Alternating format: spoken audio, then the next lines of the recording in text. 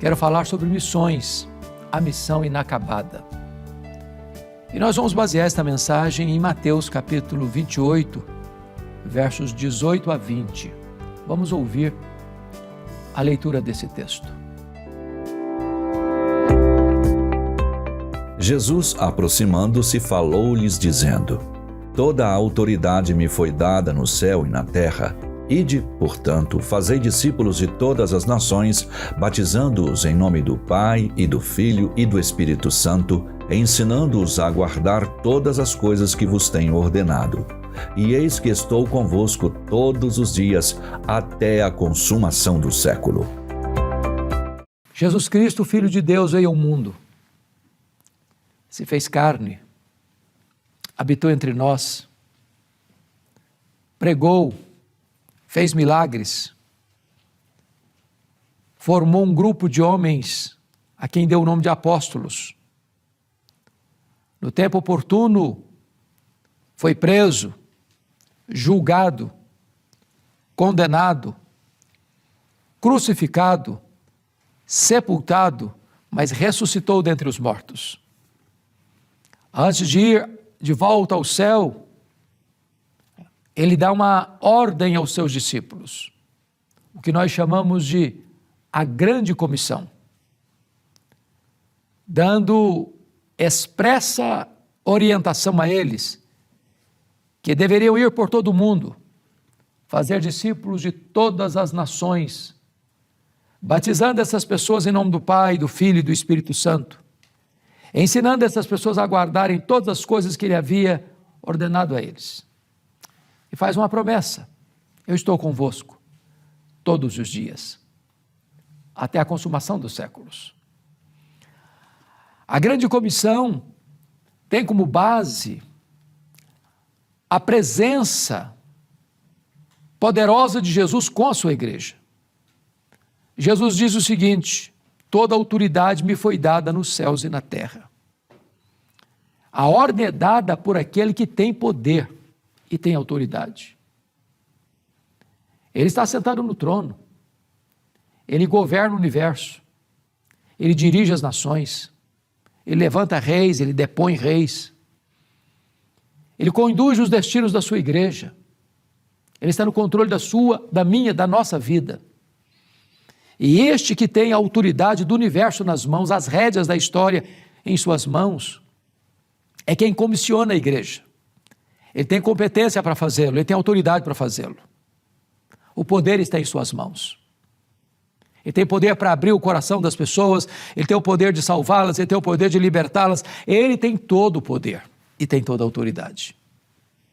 Mas agora, ele vai mostrar o núcleo, a essência desta grande comissão, que é fazer discípulos de todas as nações. É curioso que está escrito aqui na versão portuguesa, ide, portanto, fazei discípulos, mas na língua original, no grego, só tem um verbo no imperativo, e não é ir, é fazei discípulos.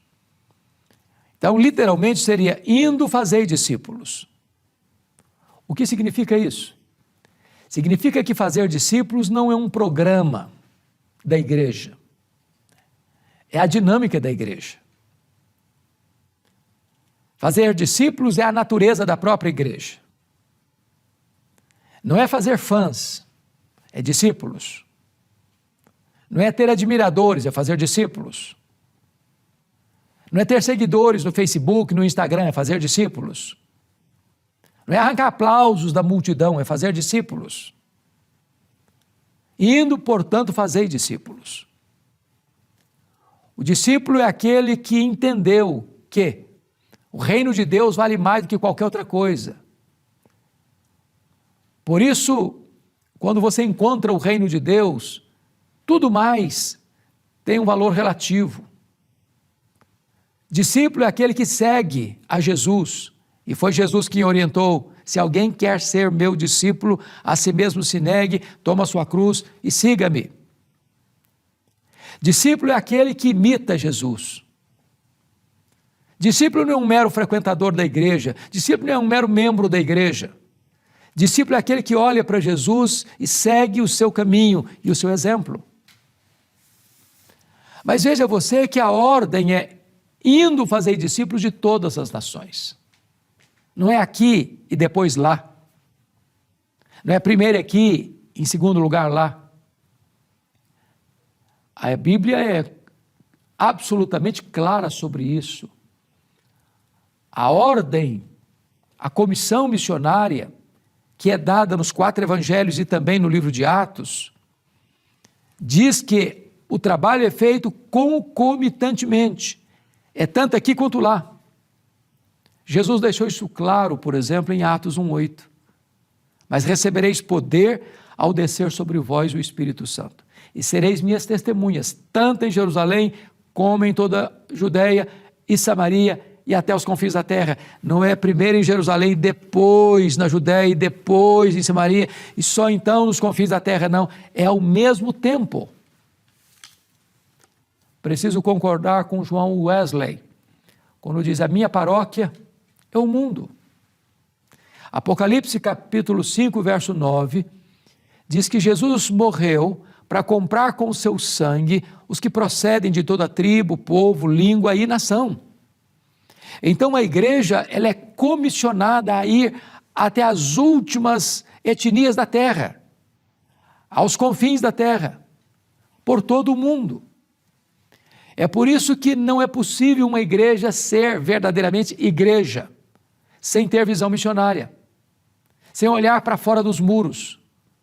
Há muitas igrejas que estão olhando para o seu próprio umbigo, vivem para ela, fazem tudo por ela, pensam só nela, e a koinonia vira koinonite, e de repente vira uma igreja com síndrome de Laodiceia: estou rica, estou abastada, não preciso de coisa alguma, porque ela é um fim em si mesma.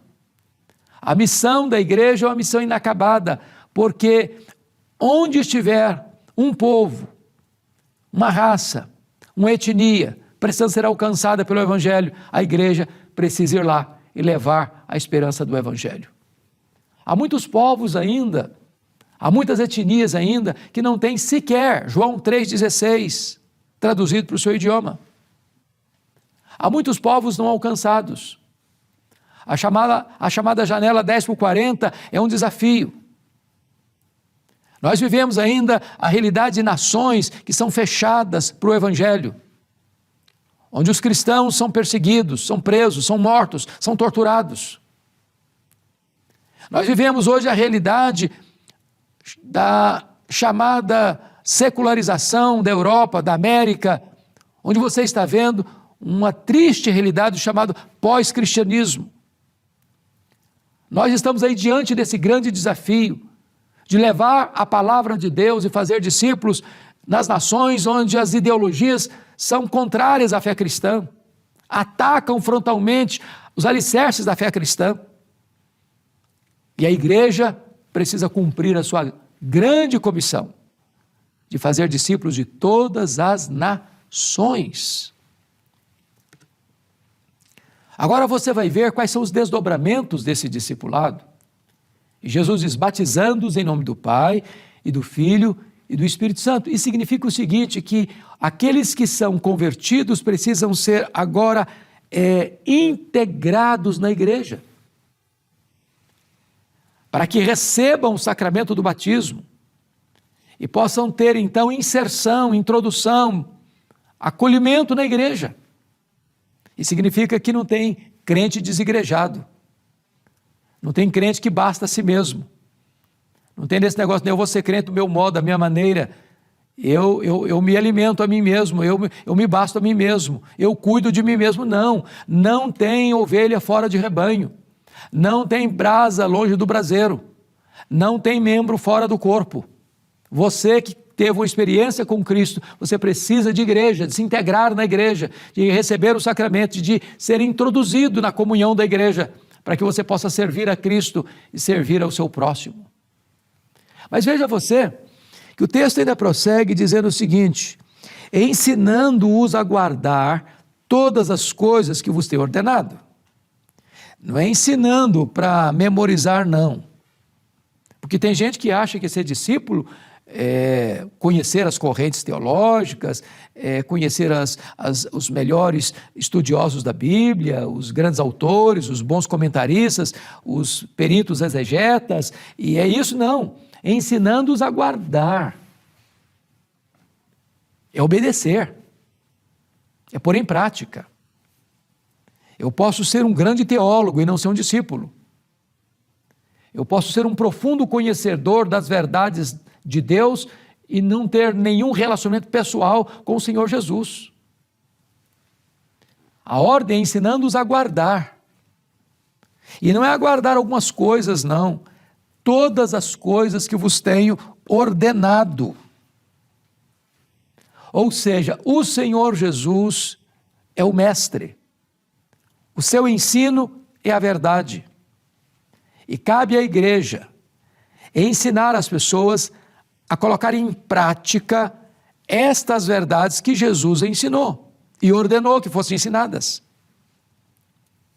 Então, ao mesmo tempo que a missão da igreja ela é uma missão querigmática, de pregação, missiológica, de anunciar o evangelho a outros povos, esta mensagem também é pedagógica. A igreja exerce a didascalia, exerce o ensino. A igreja, ela está levando esta lição de vida, muito mais que uma lição teórica, de conhecer dogmas. É claro que isso tem seu valor. Você precisa conhecer a verdade. Mas não basta conhecê-la, é preciso colocá-la em prática.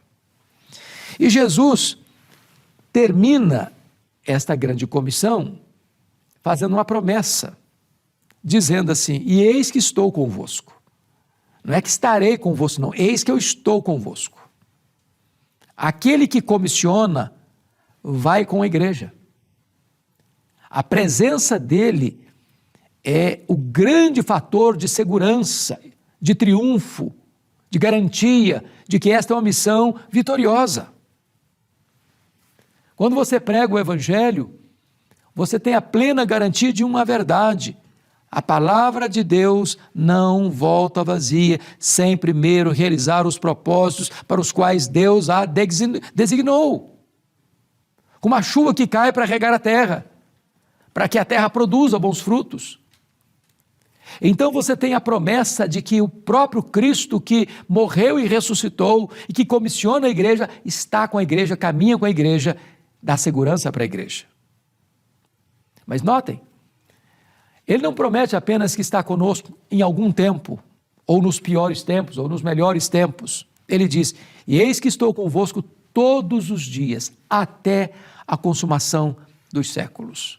Os dias mais ensolarados e os dias mais sombrios, os dias mais amargos, os dias mais doces, os dias mais difíceis, os dias mais fáceis, o dia do nascimento, o dia da morte, o dia da celebração, o dia do choro. O Senhor está conosco todos os dias, sempre e sempre e sempre. A grande comissão é para você e é para mim.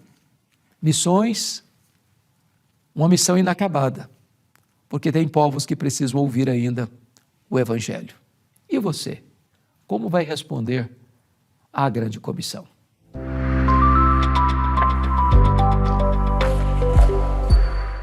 Chegamos ao final de mais um Verdade e Vida e eu quero aproveitar para agradecer aqueles que têm sido nossos parceiros em missão e contribuído para a manutenção deste programa.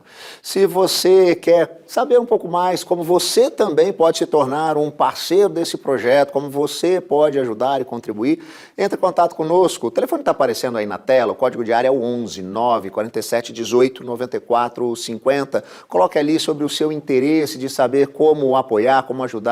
E a gente vai mandar todas as informações para você na sua casa, acompanhado desse presente, um devocionário, Gotas de Esperança para a Alma, mensagens para cada dia do seu ano, escritas pelo reverendo Hernandes Dias Lopes. Nosso programa vai se encerrando. Semana que vem estamos de volta.